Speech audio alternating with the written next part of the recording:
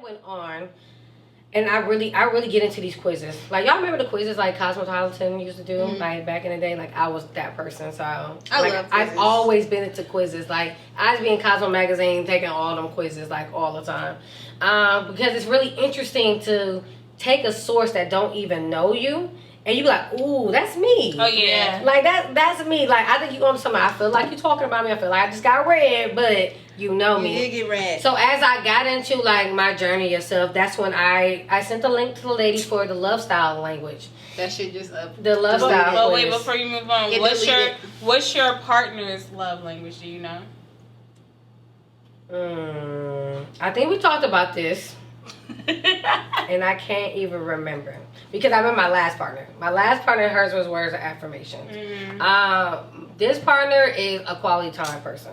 Okay. Like, that's their top one. I can't remember all of them, but I know quality time is her top one. Yeah, mine's is physical touch from my partner, and it's crazy because that's the bottom of the totem pole. So it's like all the other things have to add up for me to give you that type of love. So it's But that's crazy. what they want, though, right away. Right, but how do you give right away when you need the foundation of everything else to give you that type That's of just love? kind of like opposite.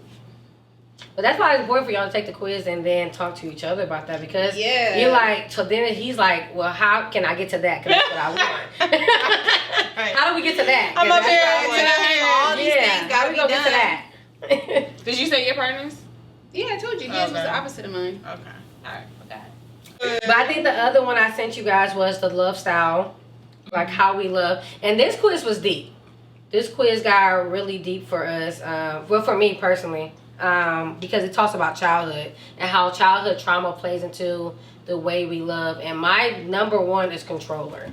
Like, I am definitely a controller. And kind of what that synopsis was the fact that how chaotic my childhood was. And I think particularly what played a part into that was being a part of domestic violence. And my big thing was being a part of domestic violence was, if I don't put myself in that situation, that I don't have to worry about getting that self again. And that was my big thing, was never letting somebody have that control over me to be able to take me to that level. So I became the controller, right? So it's like, it was in an unhealthy way of being a controller, because I'd rather been on that spectrum than the spectrum that I had witnessed all my life growing up. Okay. I definitely understand that. Because, like, for me, like, my percentage for controller was like 96%. Like, it's like focus in red, like, focus on this. And I know it's still a issue for me. Like, all aspects of my life, I feel like I have to control things. To the point, like, it plays into, like, my anxiety. Like, the moment that I feel like I don't have control into something, my anxiety, like, goes on 10. Because I just feel like I'm losing control. Like, so for some of y'all results, you may have, like, different spectrums of, like, for, like, yeah, that's for me, what made it confusing for me. Yeah, they only gave me one. Mine's was facilitator, and it was 79%. And that, out of all the tests, this is the one that kind of scared me the most, because it kind of, like, the truth of it kind of gave me, like, I see facilitator. So let me. She liked to be like hands off and like observant of So what was facilitator? I'm gonna read that one. Growing up with an unpredictable or inconsistent parent, facilitators get connection, then are left to wait until a parent is available again.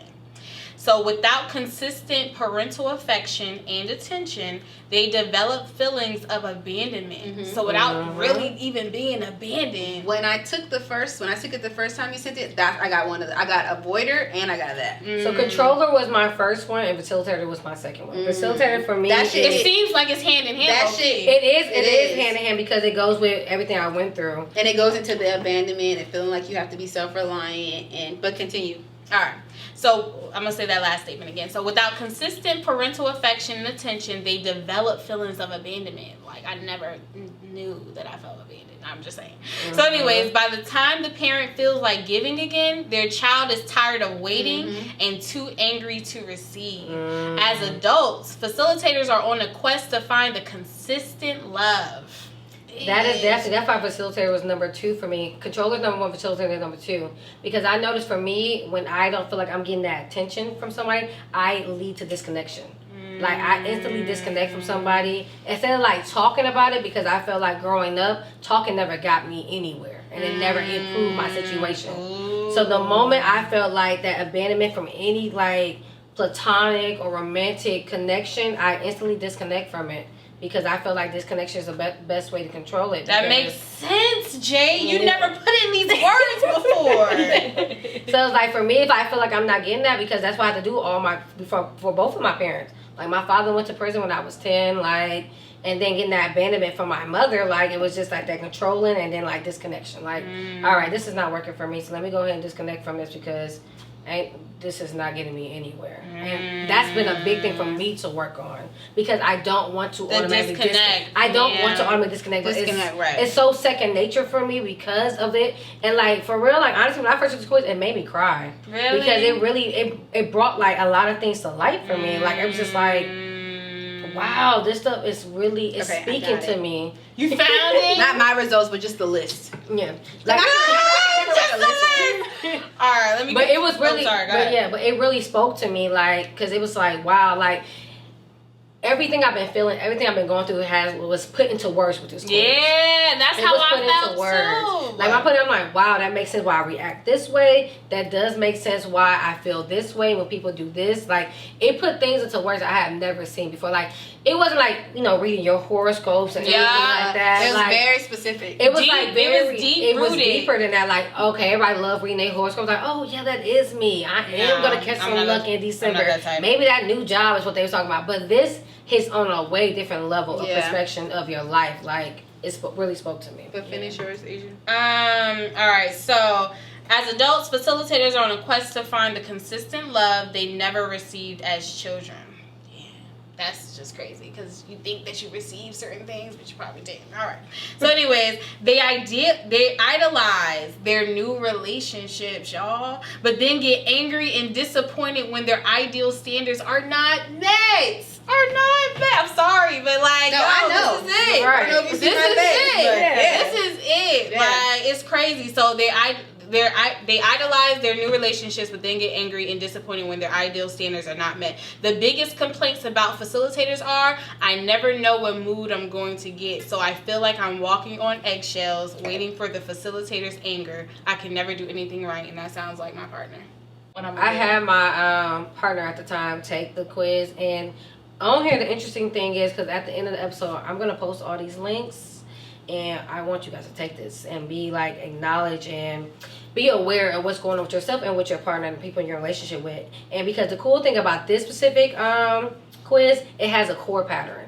So you can put in your love style and then your partner's love style, and it really breaks down on how y'all handle the situation and how you should handle it. Like, no, it is set off of who you are, how you as me being a controller and my partner being a pleaser. And I was just like, wow, that's really it. That's you. That's really how arguments. That's how arguments go down. Like it really like when y'all get into an argument, it really tells you like how your reaction, why you're reacting this way, and why they're reacting that way. Okay. So like my partner at the time was a pleaser.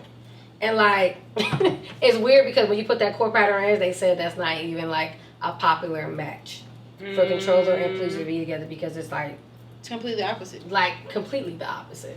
Just based off of my parents' relationship, my dad was like a hot and cold type of person, and then my mom was kind of detached in a sense. So it was like I had a great childhood, but when you think about them as parents or individuals, like as parents, I can see why I would feel like, no, I need somebody consistent because my parents weren't consistent.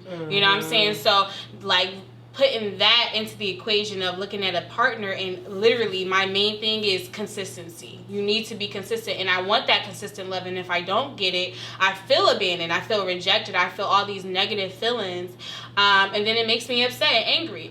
And then in regards to how I see relationships, and I have this fantasy about them, especially in the beginning of it, and then moving forward and my expectations not being met, that goes hand in hand with the consistency, is like completely negative for me. It's like, oh, you're not here? Well, then this is not good.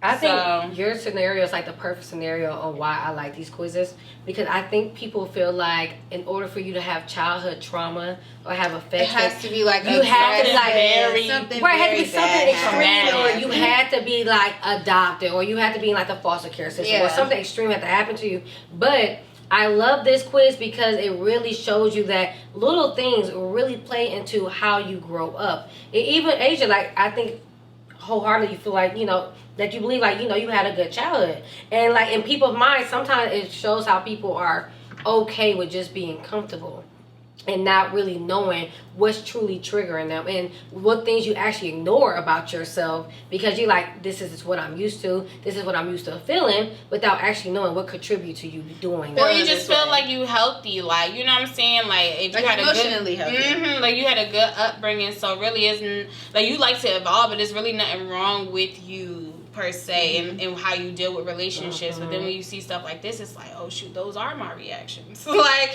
this is how I usually feel or whatever in response to something, which is inconsistency. So I'm gonna read my bootleg version. I'm crying. I took my test, but I didn't take a picture of it, so she's trying to remember. So my first one was avoider. Coming from often affectionless homes that value independence and self-reliance, the avoider grows up learning to just take care of themselves. The catch, they restrict their feelings and needs so they can deal with anxiety of little to no comfort and nurturing from their parents. So, yes, that's Thea. I am the youngest of 4, and I had 3 older brothers. So, and my mom was a single mom, a dating single mom, which in my mind was fine. But it definitely made me have to take care of myself because it wasn't like I had like sisters who, and the age difference between me and my brothers, they're 3, 4, and 6 years older than me. So it's like the age gap was there, along with us not being the same sex, along with us not being raised in the same household for very long. So it's like all of those things tied into me having to be this self-reliant person and very independent, to where the point where I would like cook for my brothers. Like, and so my second one was pleaser, and that's where that comes from. Like, being the baby, not really getting my way ever, or sometimes I got my way, but there were some times that I didn't, and it was very like detrimental to me because I felt like I always gave a lot, so I should get it back. And when I didn't, like, my friends would tell you I was a brat, and when I didn't get it back, I would snap, or I would cry, or I would be mad as fuck, like hostile. And even the same thing with school. Like, if you did some shit at school, I cussed you out. Teacher didn't give a fuck. Cussed you out. I didn't walk the stage in 8th grade because I cussed my teacher out. And I made her cry. That's just how I was. This is you hilarious. Look, she ain't never tell us this before. I was bad as fuck in school. Like, anybody will tell you. I'll tell you later. But anyway, I was bad as fuck in school. So like where I am now, my family is like, girl, what the hell? We was worried because 360. Yeah. Anyway, but let me so avoider is definite because I feel like even in my relationships, like we would spend a lot of time apart, and when we got together, I wouldn't say nothing about how I felt because I just wanted to enjoy the time that we spent together. Oof, I feel that. And so let me read pleaser because I remember that was my second one. That's you. Pleaser usually grew up in a home with a parent who was overly protective, angry, and or critical, which my mom was not. Pleaser, children do everything they can to be good and avoid trouble. They're highly reactive parent. They learn to spend their energy comforting or pleasing their parent instead of receiving comfort themselves. As adults, pleasers tend to be continually monitor the moods of those around them and attempt to keep everyone happy. However, this can lead to resentment and an emotion that can break down a relationship or drive a pleaser to leave. Which and is that what I'm on right now. It was your siblings. It was my siblings. Right. It wasn't my mom. It was more so my siblings because they were older than me and they were my brothers, and I still do love them very much and still do really care about what they think, like still to this day. So it was like that type of thing. And then I was their little sister, so of course they were overprotective, and there was that too. Like I didn't have sex until all of them moved out of the house because that's how fucking scared I was of them finding out. Like dead ass. So that's it was how the degree of pleasing. Yeah, like that was what it was. I wasn't like, pleasing myself. It was like, nope, don't talk to me. My brothers might see you. You know what I mean? Get that, so it's like that was really that. I'm keeping my hands. That was really the pleaser is more so to like my parents, and then like I had older cousins, and I always wanted to like please them and stuff like that. So it definitely plays a role into like how I'm dealing with my situation right now, i.e. my relationship, and how I got to this place. Because I am an avoider, and I do like to avoid conflict, and I do wait until I'm about to fucking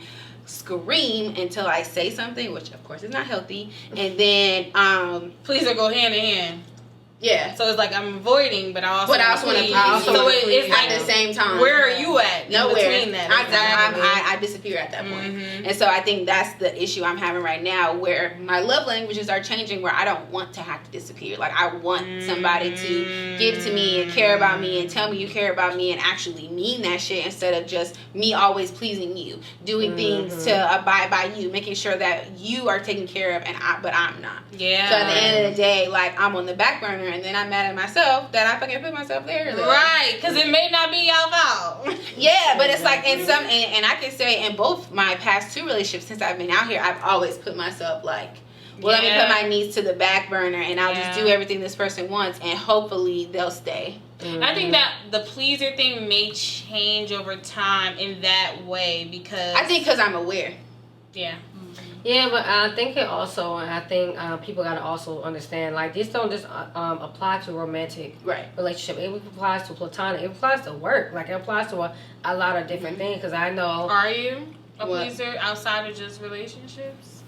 No, not at work. Definitely not. With your friends? When I'm with my friends, yeah. Like, especially when I was younger. Right? Especially but I would get the burnout. And I would just like, I mean, I haven't done it to y'all, but y'all don't stress me out. But like friends before, like they would want to go, and I would just cut my phone off. And like people would call my mom, like, Mom, Thea, so just looking for you. They be all right. And I would just cut myself out. Like, that's why sometimes I would be like, I'm not doing nothing today. That's why I do that. Because that's my time to give to Thea and be lazy and do whatever. And decompress. Yeah. And not dealing with energies and shit like that. So, which is why I don't do meetups all the time, because I can't take that draining. I can't do it. I love it, but I can't do it every weekend. It's just not good for myself. So, as far as like platonic and work, like I will take a fucking day off. So you feel like you are more selfish? I don't want to say selfish, but that's not really selfish is fine. Okay. Being selfish. That's what I'm like. Selfish is fine. People are not selfish enough. Yeah, I think feel bad being about a controller, I'm a controller at work too. Especially being in an environment where there's not a lot of black women in the position that I'm in, and so I feel like I am more of a controller, and I even changed my job because I'm such a controller.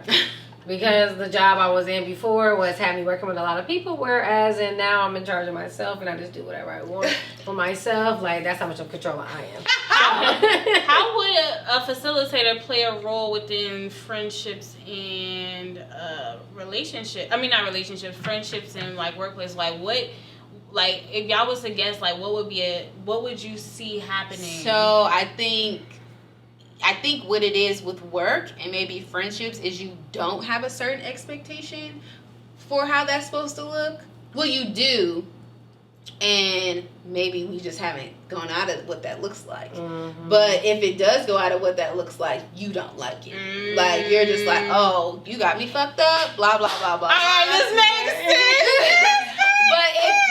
But if you don't have an idea, like we all, well, not all of us, you're right. Majority of women have an idea of what they feel like love should be like, instead of, like we said, learning what their love language is and learning them and figure out how you guys mesh. It's just like, oh, you're here, do what I want you to do. Yeah, and I feel like it may be that on the opposite end, but when they're not meeting what you want, you're just like, okay, we're done. Like, you don't want to work on it. So that's how it plays differently. But when you're friends with somebody, you still have that, but it's not as like concrete.